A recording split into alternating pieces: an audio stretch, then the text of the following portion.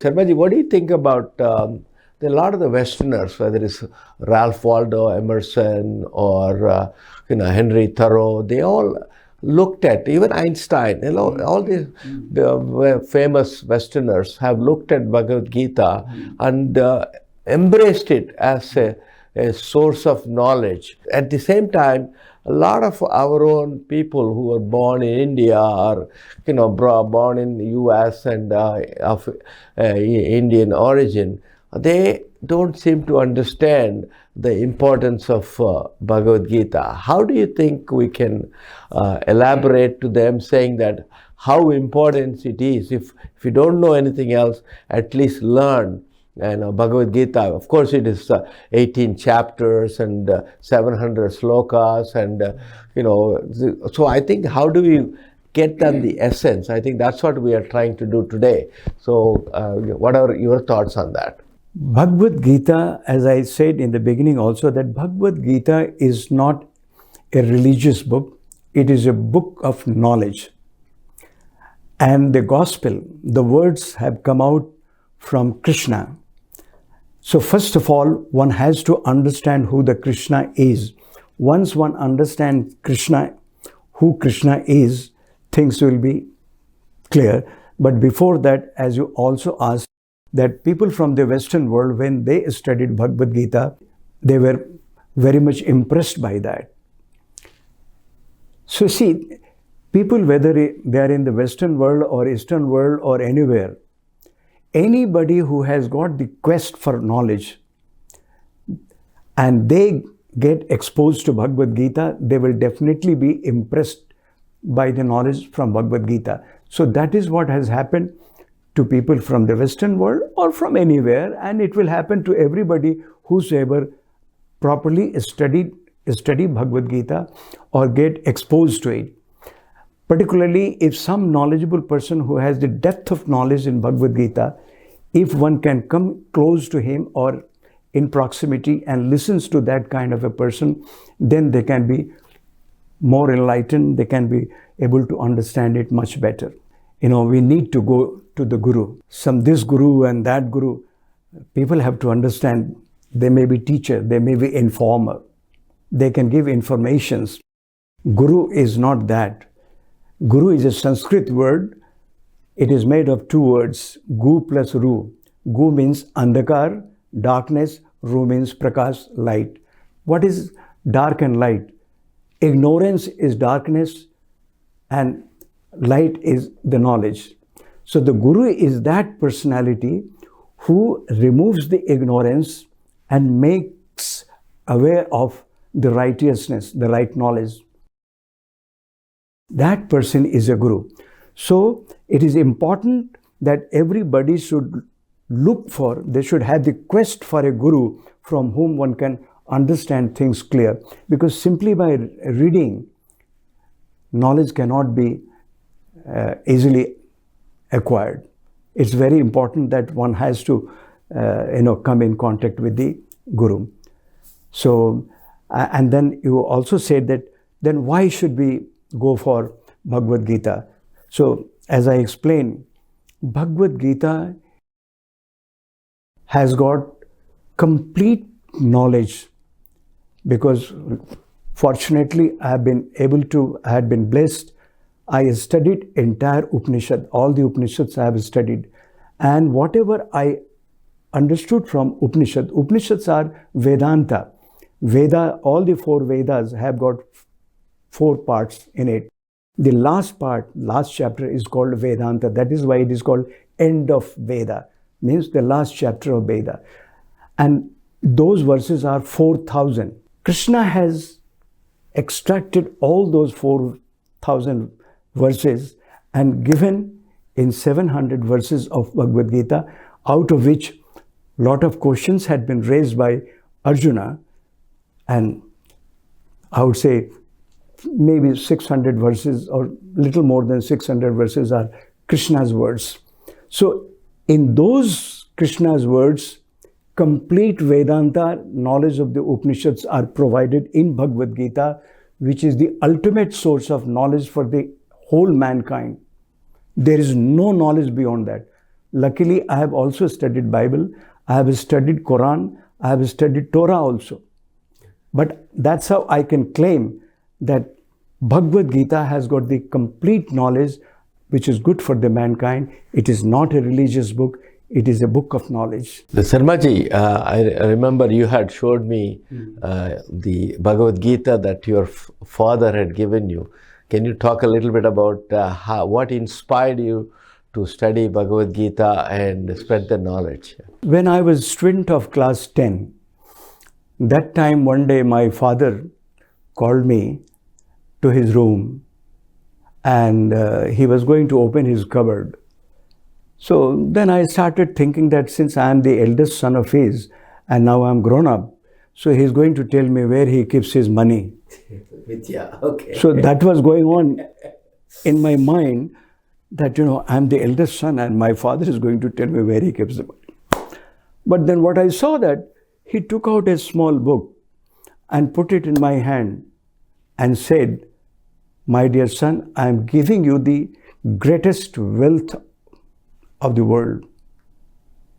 Give me the word that you will live by this and it should always be with you." That was in Hindi. That was in Hindi. That was in Hindi. Right. And the Gita is always with me. This is my father's instruction to live by Gita. And so my journey of studying Bhagavad Gita started from that early age when I was student of class 10. And that's why I would say a lot of people think that, my age is not that. When I become old, then I will start studying these scriptures. No. The knowledge, acquiring the knowledge journey must start from the very beginning, student life. By the time you complete your student life, full knowledge must be with you, must be acquired. Going back to, you were talking about knowledge, light and darkness and ignorance. Yeah. And how do you relate to the sattva, rajas and tamas? Yeah. Explaining that, yeah. Sattva is the, My entire Srishti, entire manifestation of the universe are the combination of 4 varnas and 3 gunas. 4 varnas are Brahman, Kshatriya, Vaishya and Shudra, and 3 gunas are Satoguna, Rajoguna, Tamoguna. So the combination of this, by this, the entire universe is there. And Maya is driving out of this combination. Now here I would also like to say that when you say Brahman, Kshatriya, Vaishya, Shudra, these are not jati, these are not caste. This is a very big ignorance in our Hindu society that, they think that, Brahman is a jati. It is not. It is the varna, it is a sanskar. The entire all living beings are under these 4 varnas. Even in our body itself, these 4 varnas characteristics are there. The head is a seat of knowledge. This is Brahman. Chest, this is to fight and the energy to do all work. This is Kshatriya. Abdomen receives the food, distributes the food in the body. This is Vaishya. The legs holding all the 3 characteristics of the society. These are Sudras. But all the 4 are most important. Without these 4, neither the body can survive, can perform, or can exist, nor the society. So these are not caste, not jati. Jati is only mano jati, pasu jati, pakshi jati, matsya jati, sarp jati. Means whosoever has got the kind of body, they are of that. Right, that's what happened in Western society. Yeah. People who work with gold, they call goldsmith. Yeah. People who work with iron, they're ironsmith, like that. They had Those are, varnas. No, those are not varnas. Varnas, right. That's Those what. are the professions of professional identification. identification. Varnas are these, and every individual is having these 4 varnas. Only difference is that the person in which the characteristics of Brahman is that who has got the quest for knowledge. He acquires the knowledge and shares the knowledge. That characteristics, if that is full bloom or more in any individual, he has got the Brahman characteristics. But this characteristics is in everybody. Everybody would like to acquire some knowledge. So this is sanskar. This is, Krishna has given the word varna, which is sanskar. So this is not caste. Now, satoguna, rajoguna, tamoguna, these gunas are also very important.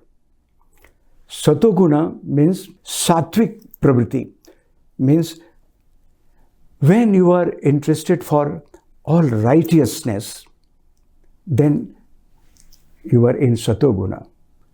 When you are too much with the jagat, worldly things, then you are more under the influence of rajoguna. And tamoguna, neither you are interested in knowledge, nor you are interested in jagat or sansar or the world. You are only not interested. So Eating, that's basically animalistic. You indulge into doing all menial kinds of things. And you're not using your intellect. Yeah.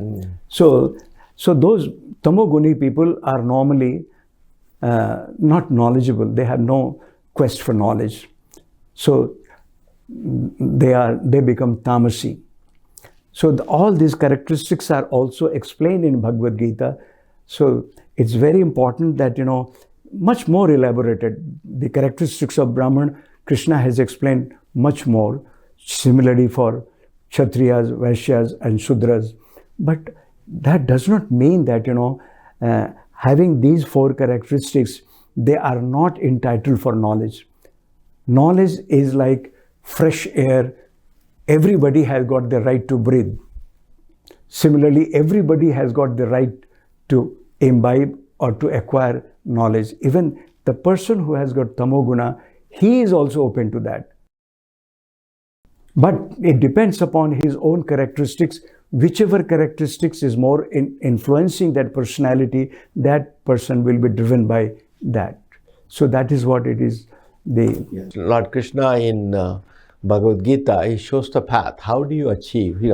He said that you do the action and don't worry about the result, dedicate the results to me. And then he talks about Bhakti Yoga, Karma Yoga and Jnana Yoga. What do you like to elaborate on that? People always talk in general about Niskam Karma, but people do not actually understand how it is possible. It could be possible only when one has the proper knowledge from Bhagavad Gita.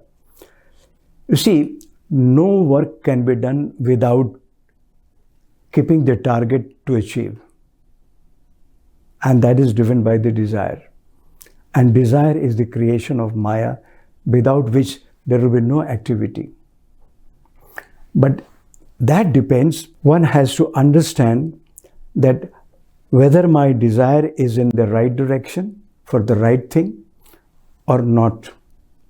But that comes only when one has the proper knowledge. And that proper knowledge comes from Bhagavad Gita, where Krishna says that first of all, you must understand who you are. You are not the doer.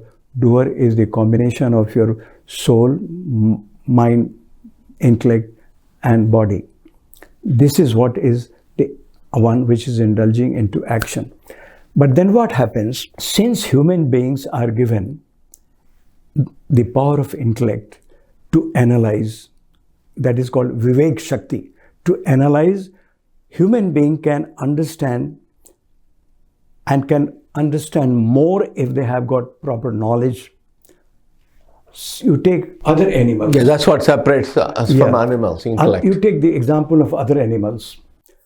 If a tiger is hungry, what will he do? He will kill an animal and eat.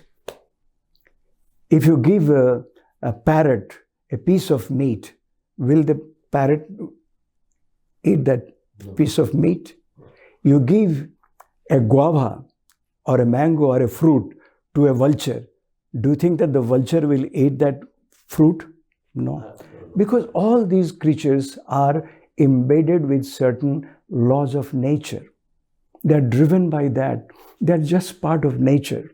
But human being, and another thing, if the tiger kills a deer and ate, tiger is not committing a sin, because nature has embedded that characteristics in him to satisfy his thirst or hunger. He will kill the animal because he is going to eat the meat only.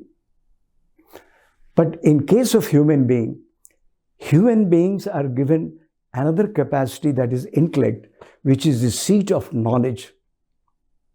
That is why the intellect, the buddhi of every individual must feed with enough knowledge so that that intellect, that buddhi, can properly analyze and give the direction to the mind and also control the mind. So that is why, suppose if the human being are provided one side meat and other side vegetarian food, fruits. Now he can decide, because human beings are given free will. All creatures are given limited free will. Human beings are given the maximum free will.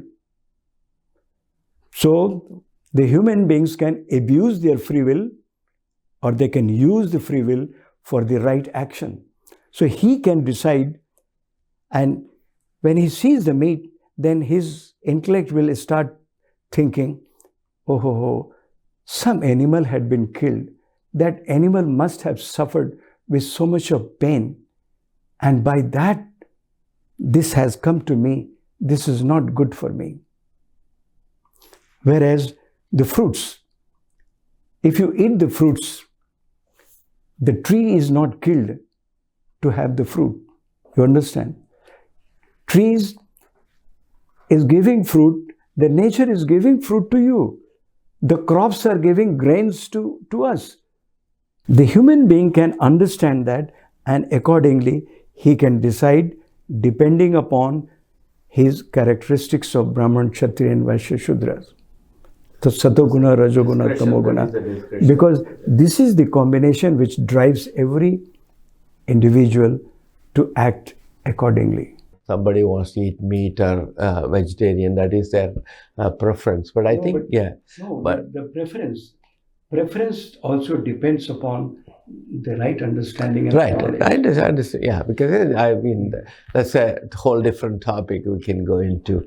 But, one of the things we have five senses. We can see, we can hear, we can smell, we can taste, and we can touch, and all the things. And so the realization you are talking about is that, awakening within. And I know a lot of people resort to, drinking and other things to feel that they're in a different world, and they're trying to do that. What is what would Krishna say to a modern world where people are trying to find this, I guess, happiness, which is gives up because of the external stimulants? So what would something like Gita would look at that? Is that the right way to dull the senses, because you already have five senses? You are trying to awaken those senses, or you want to dull them with some other stimulants? What is the thought process? We are not judging anybody here. All we are trying to say is that bring that knowledge, knowing we have the ability to do certain things, and are we using our judgment properly at the right time, at the right place? Yeah. These senses, five senses, are provided to the jiva, to the soul, when it acquires the body. When it is in the body, then these five senses are provided in order to interact with the whole world. Because if these five senses are not there, the individual cannot interact. So it is very important in order to interact with the whole universe, objects, the senses are provided. But at the same time, in Bhagavad Gita, there is a verse where Krishna says about the senses that Shraddhavan labte jnanam tat param sanjam indriya jnana labdva param shanti acharena adhigacchati. Here what Krishna says, that once again the importance of knowledge he's talking about. But he says that even that knowledge cannot be yours unless you have Shraddha in me. That I will explain when we talk about, Karma Yoga, Jnana Yogas, Bhakti Yoga. So when the one who acquires the knowledge, when the knowledge reaches the climax, that gets converted into bhakti. One becomes the bhakta, devotee, or becomes totally devotional. Then only the Maya, the power of delusion, leaves that person. Otherwise, even very knowledgeable people can also be defeated by Maya. Because what will happen? When you have studied lot, all the scriptures, then the ego will arise in you. Pride will come. Oh, I am very knowledgeable. I must be respected. Your downfall starts. But at the same time, when because of the knowledge you know that this knowledge is because before whom I should feel pride? I am seeing Mr. Chivukula, presence of Brahman there. I am seeing him in every individual. With whom should I be proud? Why should I be proud? I am the same what they are. The same consciousness is present here, there, and everywhere, in everyone. So then that person becomes devotional to the consciousness, and that consciousness is what? Is the Brahman. That is what is the Krishna. Krishna is the incarnation of Brahman. That is why it is said Krishna is the Purna Avatar, means complete incarnation of Brahman with all his excellences. Arjuna wanted to see his excellences, though before that, he was not aware of who Krishna was. So he asked that, Krishna, I would like to see your excellences after listening to him so much. Then Krishna said that with your material eye, you cannot see my excellences because my excellences are infinite. Anyway, though this I had not shown to anybody in the past, but today I will show you. So Krishna gives him divine eye, and then Arjun sees in Krishna's body, which becomes infinite, and in his body itself, the universes are emerging and merging. All activities are happening. That is the Vishwarupa. Vishwarupa, in which he sees the Mahabharata battle he saw beforehand, and he saw that he is throwing the arrow and killing Bhisma Pitama. Then he could understand, even before the war, he could see Mahabharata war. Then he understood that whatever is happening are happening because of the properties of nature run by Maya. We are not actually the doer. Body, mind, and intellect is the part of nature which is indulging into all activities, but as the consciousness.